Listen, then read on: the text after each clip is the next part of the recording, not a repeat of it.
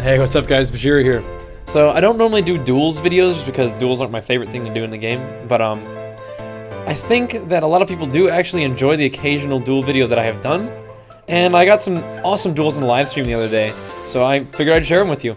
And of course, with all the new changes that classes are undergoing in this Pandaria, I think that it'd be pretty neat to do some commentary for it, so that's what I'm going to do.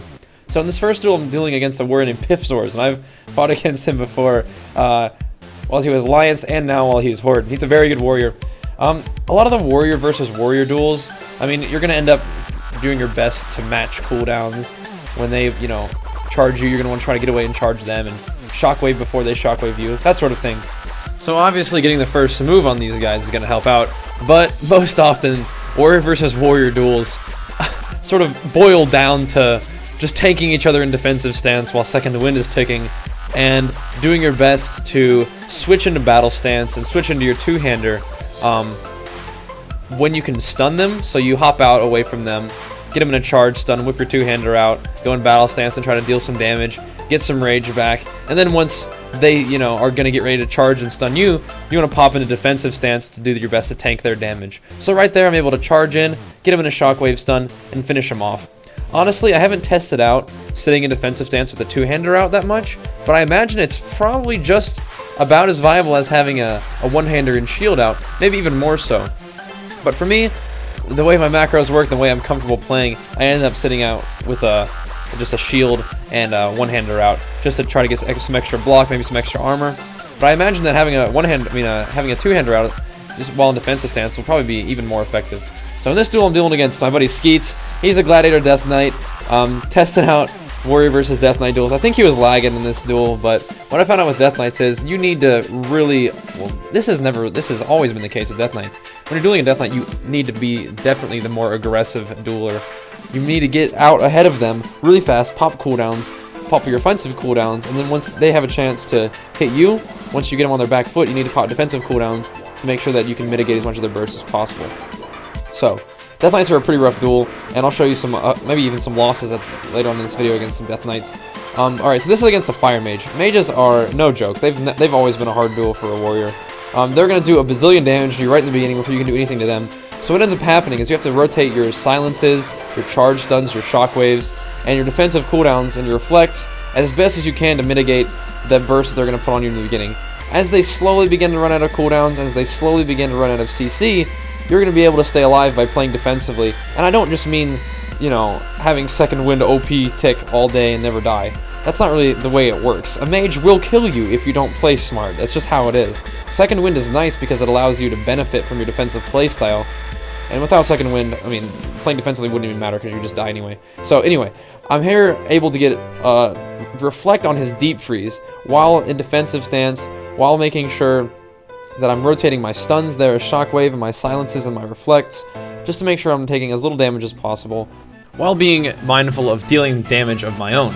So, every once in a while you can bring the two-hander out. I mean, there's no reason not to with a mage. I mean, like I was talking about before, I'm sitting with my one-hander and shield out a lot more than I probably even need to. And that's one of the things I'm learning from these duels, is that defensive stance alone is good enough. I mean, like, you can reflect fast enough, you know, if you use the macro that I use. I mean, it's only a one press reflect anyway, so it's not like you're losing a lot of time having to bring out your one-hander and shield. So, he tries to evocate a Ring of Frost. I charge through it, eating the freeze effect. I'm able to reflect a Pyroblast at the end, which is enough to finish him off. So that was a pretty intense duel, but my main advice with mages is you need to be in their face as much as possible. These are things that you know. You need to make sure that you can be in their face, and you can do that by taking double time, gag order. Make sure that you're silencing them as much as possible. Those two silences are awesome. But anyway, this next duel is up against the Fury Warrior, and it's another warrior duel. Their spec doesn't really matter all that much. The basic idea is try to get out ahead of them with your, you know, the first charge is awesome. If you do get first charged, try to throw a shockwave in as soon as possible before you get shockwave, if they are using shockwave.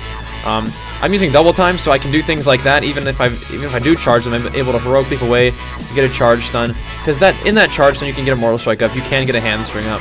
It's useful. You're just stunning your opponent, limiting their damage while dealing damage of your own. That's just the basic idea behind dueling. So we're both gonna go balls to the wall here. He's gonna pop wreck. I'm gonna pop some damage cooldowns of my own. He's going to get down to 1 health, but second wind ticks back up, so he doesn't quite lose the duel yet. So, now is about the time that we're going to start going defensive. I charge him, I'm going to go in defensive stance, anticipating him being able to do something to me out of my charge stun. He decides to fear me and pop shield wall, which is an interesting combination of cooldown, since if I'm feared, he probably might not have needed a wall. He wasn't going to bleed to death, but he didn't want to take any extra damage in case I had Zerker Rage up. I decided not to Zerker Rage the fear. Just sit in that, able to charge stun, shockwave, get a Colossus Smash on him, and try to go for the kill here.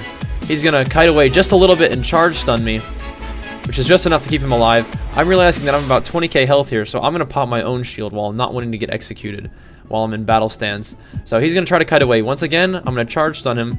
And what do you want to do against warriors? I mean, if they're going to try to cut you, I mean, they're not in a good position here. If you have more cooldowns than them, you're going to want to try to stay on top of them. So I had a shockwave ready, so I want to be right in his face and get that shockwave out so I can deal damage. I mean, these warrior on warrior duels, when you just both sit in defensive stance, can go for quite a long time. And if you both just sit in defensive stance the whole time, you're probably not going to end up getting a kill. So the best thing to do is when you have a charge stun or when you have a shockwave stun, be sure to, while you're charging over there, switch into battle stance, get that two-hander out, and try to deal as much damage during those stuns as possible, and hopefully you can score a kill. So this is a duel against the Death Knight, and in these duels I'm just dueling back to back to back to back to back, so I don't really wait for cooldowns or anything, because I just want to keep dueling and having fun. So this is a good example of how much damage Death Knights can do. I'm going to pop my parry, and I'm going to pop my second wind, and I'm trying to deal damage to this guy. Popping lots of defensive cooldowns, popping lots of offensive cooldowns, but in this duel I don't elect to go defensive stance, and I perhaps should have a little bit earlier. You see, I'm still sitting in battle stance at about 30k health, and that's going to hurt me, because against the Death Knight you do need to go defensive during some of their cooldowns or you're not going to live. So that's a good example. People are, calling second wind OP, but you actually have to play defensively in order to benefit from second wind. It won't save you. In that duel, I decided to sit in battle stance, and I paid the price. So, in this duel, I'm going to actually probably go defensive when I should, and things should work out better. He comes in on me, I'm going to heroic leap, charge back in, get a shockwave stun on him. This is a great time to deal some damage. He has a little bit more health than me at this point, but I'm going to play smart. I'm going to try to keep my slows on him, keep my debuffs on him, kite away a little bit, get a charge stun in, just manipulating him a little bit, making sure that I get as much control on him as I possibly can. And as a result of me being so offensive, I don't even have to go defensive stance. Just controlling him is better. And since that was a duel right back to back, he didn't have as many cooldowns as he needed, perhaps, that duel as well. So he couldn't just pop everything and global me with his Death Knight damage. So, in this duel, I'm going to duel back to back to back again, and I'm just going to start the duel with about half health, see what happens. I get to test out my defensive playstyle, see how it goes. Although I will dip pretty low against this guy, but I'm going to hop out, get a charge stun on him, shockwave him. I know he's going to come hit me right now, so I'm going to pop my Die by the Sword and go to defensive stance right now. I know I can whittle him down while I'm in defensive stance, especially if he decides to stay in battle stance now. He's going to pop his Die by the Sword. I'm going to make sure I get my debuff on him. I'm going to charge away, switch to battle stance, but my charge wouldn't quite go off, so I have to kite away a little bit more. I get shockwaved here. This is where it gets scary. Getting pretty low health. I'm going to try to get him in a shockwave stun out of his charge stun. So, charge shockwave is a nice option, but you can also shockwave charge, as I do here. So, I'm able to get away, charge in, switch to battle stance during that time, and execute him while I have 14k health left. So that was a pretty fun duel. One of my absolute most favorite things about Warriors right now is that you are rewarded for your play style. You can actually change the way you play the game and have it affect the outcome of your experience in the game. So before, going defensive didn't really matter. You're still going to die through it. You're just not going to do any damage. Now you can decide when you want to play defensively, live through some cooldowns, get your health back, and then decide to go offensive again. People are complaining about how stance dancing is no longer in the game. Well, it is. It's just not it's just in a useful way. Before, stance dancing just dictated which abilities you could use. In order to disarm, you had to go defensive stance. In order to intervene, you had to go defensive stance. Now, it actually changes something about the game. Defensive stance makes you play defensively, makes you take less damage, and you can benefit from your other defensive abilities like second wind. Battle stance makes it so that you generate extra rage, and you're going to be dealing more damage out of that. It actually makes sense. So, it's a rewarding playstyle, and playing defensively does help. However, when a Death Knight decides to pop all his cooldowns and cut you, there's only so much you can do. So, that's what happened in that duel. But regardless of that, I'm going to get, a little bit of health back, I guess, from my passive regen and just hop right into this duel. So, again, this is against this warrior again, this Fury warrior again. So, the same principle applies. we're gonna start out and get really, really low health. 8,000 health here. 6,000 health, 3,000 health. But I'm going to try to kite away, keep a slow on him, use my charge stuns defensively. So I'm going to charge him once, and I'm going to charge him again. Making sure I keep slows up on him, making sure I have my Thunderclap debuff on him, so I can regain as much of my health as possible. Rotating defensive cooldowns, and using my abilities in a defensive way. I see him Shadow Meld here, so I'm going to Shockwave him out of his Heroic Leap, Shadow Meld. So at this point, I'm dealing enough damage to him that our health has caught up.